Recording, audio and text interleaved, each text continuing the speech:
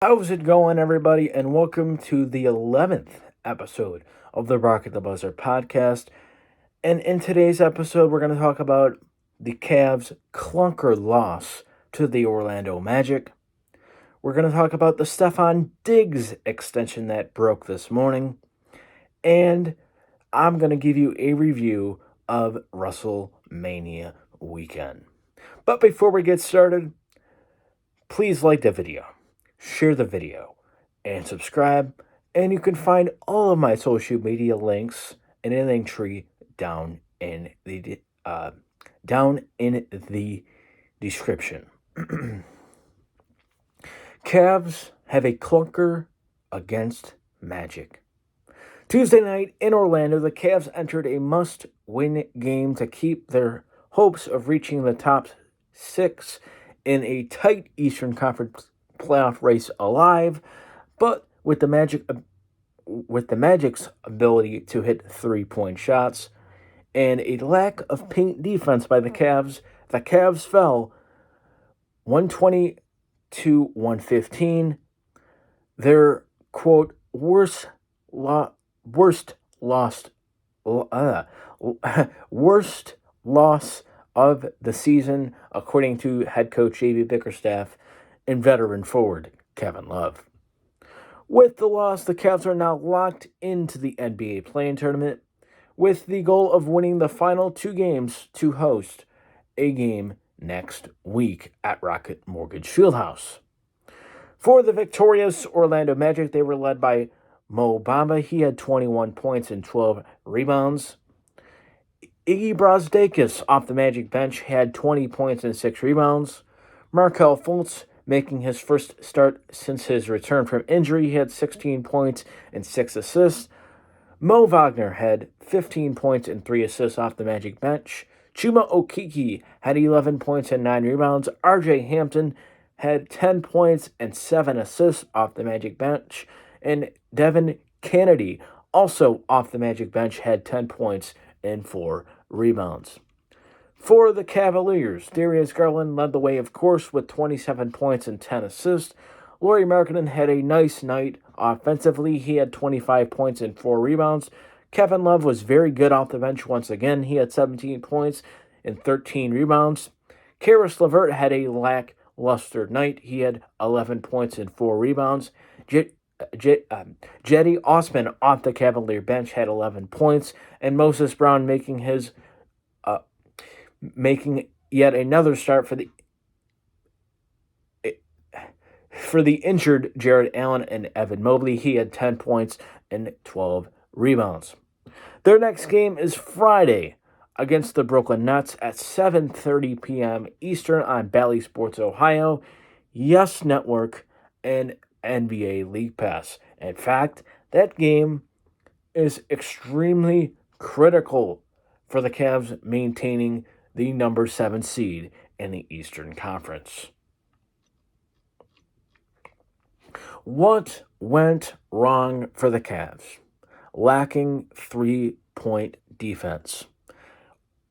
Orlando shot 16 for 35, which is 45.7%. And when a team, even Orlando, makes 16 threes, there is a good chance they're winning the game. Another reason why the Cavs lost, and the final reason that I could really think of, is the lack of paint protection. Overall, the Magic shot 50.5%, which means if they were not shooting a three, they were making a shot at the rim, which is caused, obviously, by not having Jared Allen and Evan Mobley. Speaking of Jared Allen and Evan Mobley, I have injury updates regarding them both. Both Allen and Mobley were with the team last night in Orlando. With that said, though, Mobley is closer than Allen to returning. Furthermore, Mobley could return as soon as Friday, and that is according to Chris Fedor of Cleveland.com. But with that said, though, there is no timetable for a Jared Allen return. I would suspect Allen would be ready for the play-in game next week. On to the second story of the show. The Buffalo Bills and wide receiver Stephon Diggs agreed to a massive extension. Early Wednesday morning, the Bills and wide receiver Stephon Diggs agreed to a 4-year, $104 million extension with $70 million guaranteed. This deal keeps Diggs and the Bills together for the next 6 seasons, and both sides expect Diggs to retire in Buffalo. That is according to Adam Schefter of ESPN. This is a major deal for both sides. This allows the Bills to sign their draft picks in the upcoming draft with the cap relief.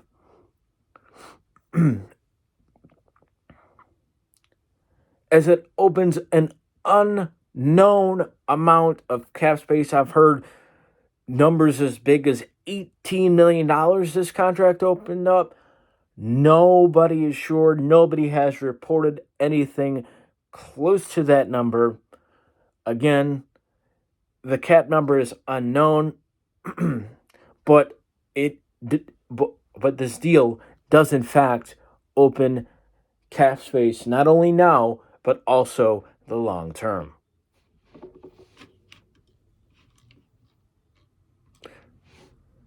And now on to the final part of today's show, the best of WrestleMania weekend, night one, which was this past Saturday. The top match in my mind, the match of the night, was Bianca Belair winning the Raw Women's title from Becky Lynch. This match was top tier women's action from two of the top women in WWE. From teasing a SummerSlam repeat in which the former champion Lynch defeated Belair in just, I believe, 26 seconds, from great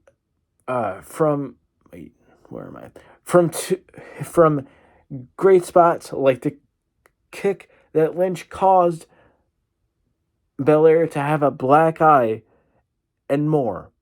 This match was brilliant, and my grade for this match was an A+. The American Dream returns, or the American Nightmare returns home. After weeks of rumors that Cody Rhodes would return at WrestleMania,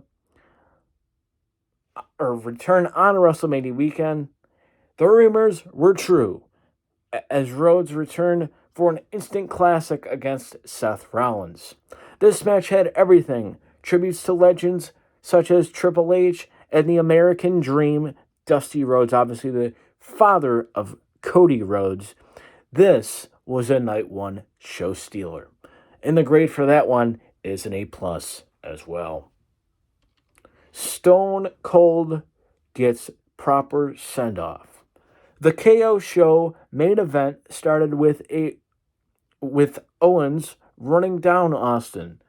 Then moments later, it turned into a no holds barred match, with Austin even taking a back suplex from Owens off the concrete floor of AT&T Stadium, which showed Austin could still take a hell of a beating despite being out of the ring for 19 long years. With that said, I also gave this match an A+. As you can tell, night one of WrestleMania weekend was extremely good wrestling. Was an extremely good wrestling show. Night 2. Reigns crowned undisputed WWE Universal Champion. The right guy obviously won here, as Roman Reigns has truly established himself as the top guy of WWE. But it was the same as always between these two, the same moves being hit. Paul Paul Heyman helping Reigns, etc. So that made the match underwhelming. And because of that, I gave this match a B grade. McAfee puts on a show. Pat McAfee and Austin Theory had a great contest, great spots, and it truly showed Pat being a natural. And to top it all off, Michael Cole was great on commentary here as well. I gave this portion of the segment an A+. Then out of nowhere, Vince McMahon had a no-holds-barred match and defeated McAfee. I gave this portion of the segment an F. This sucked.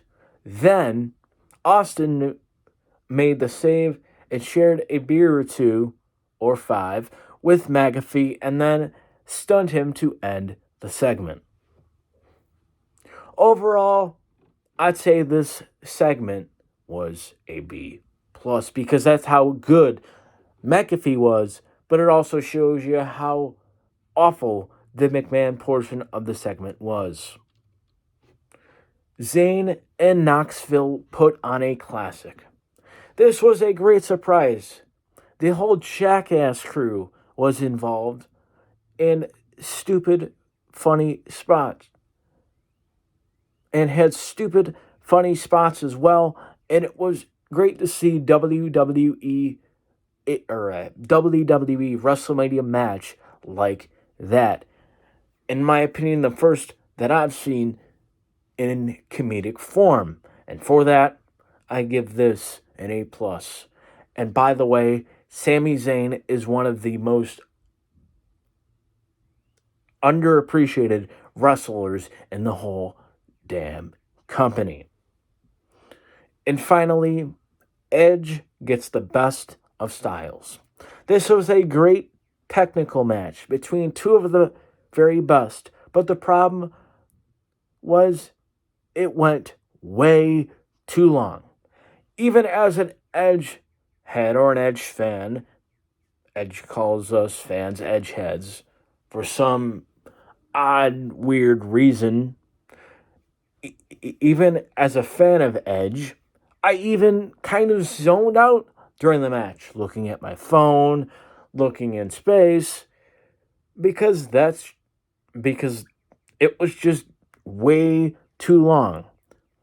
And that's what drags the grade down here. But in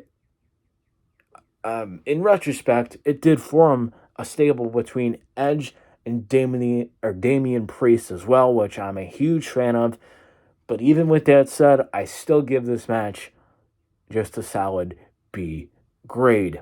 And that'll do it for today's episode.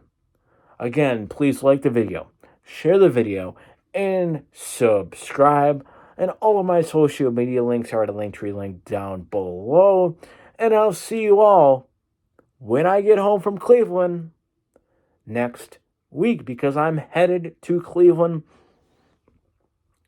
this upcoming Saturday morning to catch the Cavs and Bucks game this weekend. So I won't be doing my normal game day threads on my Twitter or stuff like that, because I'm actually in the arena, and I'll give you guys a first-person perspective on all of the action. A vlog created by my cousin will soon appear on the channel as well, so I can't wait for you guys to see that. But until sometime next week, I'll see you all on the next edition of the Brock at the Buzzer podcast.